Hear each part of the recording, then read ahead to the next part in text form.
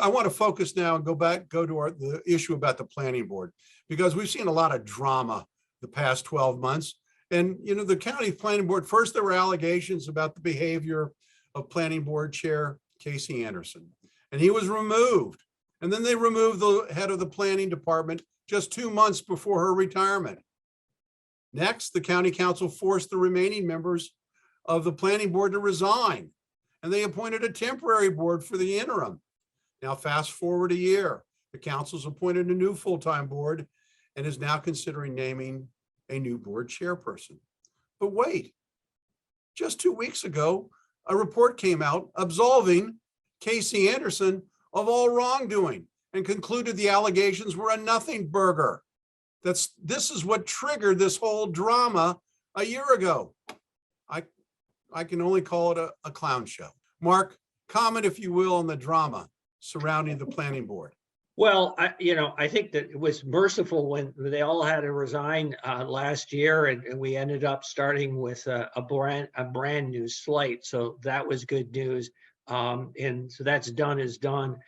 My primary complaint, and I know Cary shares many of the same thoughts on this, is that the planning board has been deeply ideological. Their focus is on high density housing. And their assumption is that folks should be going to work maybe by mass transit, but better by bicycle, and we're going to make it impossible to drive a car or go places because we're going to go on a road diet and bicycle. All of this reflects fundamentally an ideological approach to planning, which is at odds with the way people want to live their lives. It's at odds with the data. It's at odds with their own data. Right. I mean, and I wish more of the folks there, we talked about they're being out of touch with average Montgomery County residents. They're really out of touch with the reality of what the marketplace, what people want. May I interrupt you for a second?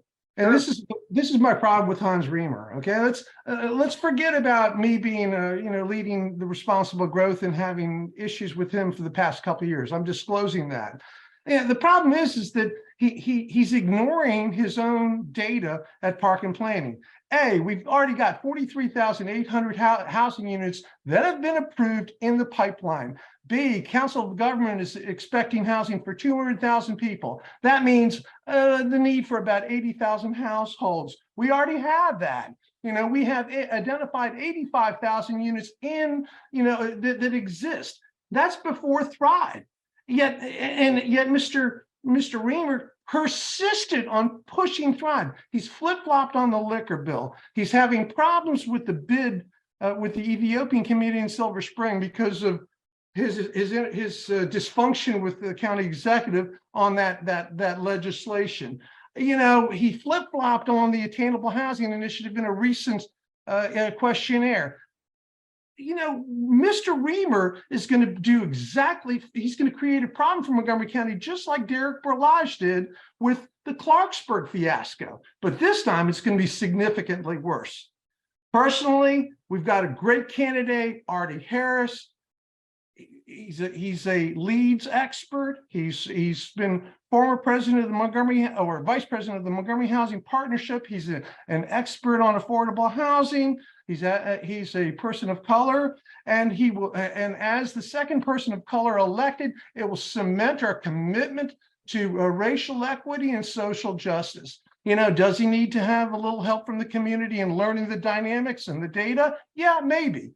But I think he'd probably make a much better chairman than Mr. Riemer. Those are my opinions. Well, thank you. It's the one observation I'll make is that we can have as many housing units approved and in the pipeline as possible.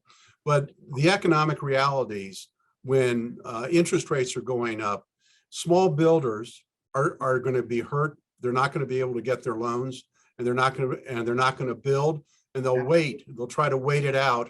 And in the meantime, we do have a desperate need for housing in the county. Mark, I know you observed, that maybe the county's population is getting smaller, not larger. Right. It is declining. It declined last year. You can't attribute it just to COVID, but I do think that's one of the things that driving. Look, Montgomery County is a high-cost jurisdiction, and more jobs in the Washington area can be readily dispersed to other places that are more convenient for workers, both government and other jobs as well.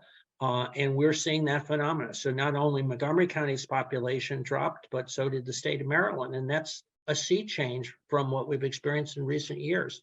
Well, Cary, I'll give you the last word, and it's about growth. When are we going to see a county council or a planning board that supports growth, economic growth in Montgomery County? You know what the county's biggest failure? We go through 30-year cycles. The 60s was a growth for boomers. The 90s, you had Doug Duncan. You had a booming economy, significant growth. Now we have 2020, and every 30 years we have to replace our police. We have to catch up with new needs, more needs for our schools. There's a correlation between growth and there's a correlation between infrastructure demands and services. Well, thank you, Cary. Thank you, Mark. We've got to take a hard break here and stay tuned for parting shots.